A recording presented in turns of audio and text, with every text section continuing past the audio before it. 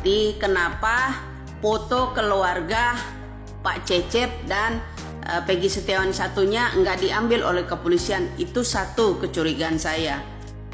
Jadi saya harap kecurigaan saya itu benar ya. Kalau kepolisian aja ya buat menetapkan Peggy Setiawan yang sekarang di penjara itu ada foto keluarga, kenapa Bapak Kepolisian Jabar juga tidak mengambil yang namanya Peggy Setiawan, anaknya Pak Cecep, foto keluarga, ya kan? Supaya adil, ya. Kemudian kalau ditetapkan yang satu Kuli Bangunan sekarang di penjara, kenapa Kuli Bangunan anak Pak Cecep nggak dipanggil? Supaya adil, ya kan? Nah, jadi kecurigaan saya makin bertambah. Kenapa? Setelah saya sindir yang namanya dua Kuli Bangunan yang nama yang sama Peggy Setiawan, salah satu ada Pak Cecep ya. Kemudian tiba-tiba sidang pra peradilan ini ditunda. Sore harinya ada orang kabur dari Cianjur ya. Bawa yang namanya Peggy Setiawan, berhentilah di rest area ya tol Cipularang KM 88B ya. Jalan Sukatani ya, Jalan Sukatani Sukajaya mengarah ke Purwakarta. Jadi konten video Deddy Mulyadi jadi barang bukti kasus pembunuhan Vina Cirebon. Sebelum kita mulai, silakan klik tombol subscribe terlebih dahulu agar tidak ketinggalan info menarik lainnya.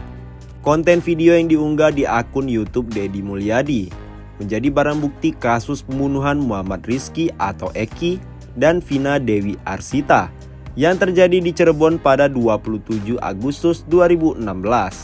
Konten video milik Deddy Mulyadi itu dijadikan barang bukti kasus pembunuhan Eki dan Vina Cirebon oleh Perhimpunan Advokat Indonesia atau PERADI.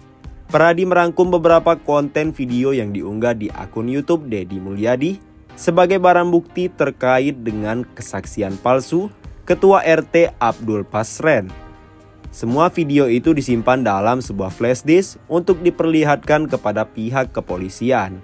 Dinyatakan PERADI, keluarga terpidana kasus pembunuhan Eki dan Vina Cirebon telah melaporkan Ketua RT Abdul Pasren dan anaknya Kahfi atas tuduhan memberikan keterangan palsu di atas sumpah ke Mabes Polri. Mantan Bupati Purwakarta Deddy Mulyadi pun ikut mendampingi keluarga terpidana kasus pembunuhan Eki dan Vina Cirebon bersama PERADI. Mereka juga telah melaporkan Ketua RT Abdul Pasren ke kepolisian atas dugaan pelanggaran pasal 242 KUHP. Deddy Mulyadi bersama PERADI juga telah menyiapkan beberapa bukti seperti putusan pengadilan dan keterangan para saksi. Menurut PERADI, beberapa video yang diunggah Deddy Mulyadi di YouTube menjadi barang bukti yang kuat untuk membuktikan kesalahan Ketua RT Abdul Pasren. Sementara itu, Ketua RT yang masuk dalam pusaran kasus pembunuhan Eki dan Vina Cirebon, Abdul Pasren, sempat mengaku bahwa terpidana tidak tidur di rumah kontrakannya. Sementara, saksi memastikan terpidana tidur di rumah kontrakan saat malam kejadian bersama anak Abdul Pasren, Kahfi. Saksi kunci pembunuhan Vina di Cirebon mengaku diintimidasi oknum polisi. Salah satu saksi kunci dalam kasus pembunuhan Vina dan Eki pada 2016 silam, Rana alias Piying, mengaku diintimidasi oknum polisi dari Mabes Polri. Rana merupakan salah satu saksi yang melihat perkelahian antara Peggy, Vina, dan dua pengendara sepeda motor di Jembatan Talun, Kabupaten Cirebon, Jawa Barat. Bahkan ia sempat melerai perkelahian tersebut. Lebih jauh, Rana mengaku oknum anggota Mabes Polri tersebut meminta dia untuk mengikuti perintah dan mengajak dirinya ke Mabes Polri untuk menjalani pemeriksaan. Hal itu diungkapkan Rana saat ditemui di kediamannya di Kelurahan Karya Mulia, Kecamatan Kesambi, Kota Cirebon, Jawa Barat. Menurutnya ada 3 orang yang mengaku anggota polisi dari Mabes Polri. Ada 3 orang dari Mabes Polri. Tanya-tanya kejadian pembunuhan Vina, tanya ngojek jam berapa sampai jembatan layang jam berapa. Saya jawab pukul 23.15 WIB, ungkapnya. Rana mengatakan ketiga oknum tersebut menekannya untuk mengoreksi waktu kejadian pembunuhan Vina dan Eki pada 2016 silam. Orangnya itu tanya jam terus, katanya barangkali salah pak. Ya tidak salah, tidak apa ya, kitanya sudah tahu dari dahulu 2016, katanya. Selain dimintai keterangan, ketiga orang tersebut mengambil dokumennya serta memfoto tempat tinggal Rana. Bekas perkara Peggy dalam kasus Vina Cirebon tak lengkap, dikembalikan ke Polda Jabar.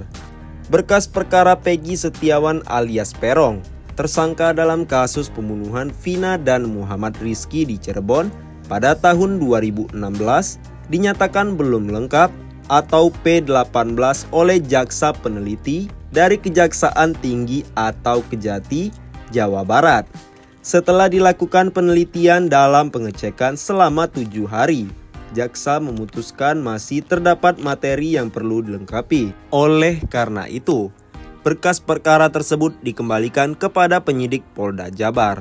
Kasih Penkum Kejati Jabar, Nur Sri Cahya Wijaya, mengungkapkan pemberitahuan mengenai ketidaklengkapan berkas telah dikirimkan kepada penyidik Polda Jabar terkait berkas perkara tersangka PS yang kami terima pada Kamis 20 Juni 2024. Tim jaksa peneliti sudah mengirimkan pemberitahuan bahwa hasil belum lengkap kepada rekan-rekan penyidik Polda Jabar, ujar Cahya Kamis 27 Juni 2024. Menurut Cahya, salah satu kekurangan dalam berkas perkara Peggy Setiawan adalah terkait alat bukti dan fakta yang perlu dilengkapi oleh penyidik. Karena terkait alat bukti dan fakta, berkas masih ada yang belum memenuhi unsur, sehingga diperhitungkan ke penyidik untuk dilengkapi, ujarnya. Berkas perkara Peggy diterima oleh Kejati, Jawa Barat pada Kamis 20 Juni 2024. Saat itu, tim penyidik Polda Jabar yang terdiri dari 2 orang datang dengan membawa 2 jilid berkas tebal.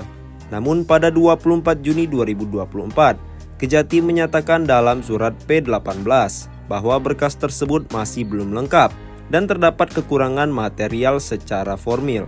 Sebelumnya, Kabid Humas Polda Jabar, Kombes Pol Jules Abraham Abbas, membenarkan bahwa berkas perkara Peggy Setiawan sudah diserahkan ke Kejati Jabar. Dia juga memastikan bahwa penyerahan berkas tersebut sudah melalui koordinasi bersama. Para penyidik sudah berada di Kejati. Untuk penyerahan berkas, sudah ada koordinasi dengan pihak kejaksaan. Dan mudah-mudahan tidak ada kendala, lancar, sehingga berkas dapat kami serahkan pada hari ini, katanya. Dengan dikembalikannya berkas perkara ini, diharapkan penyidik Polda Jabar dapat segera melengkapi kekurangan yang ada, sehingga proses hukum terhadap tersangka Peggy dapat berjalan dengan lancar.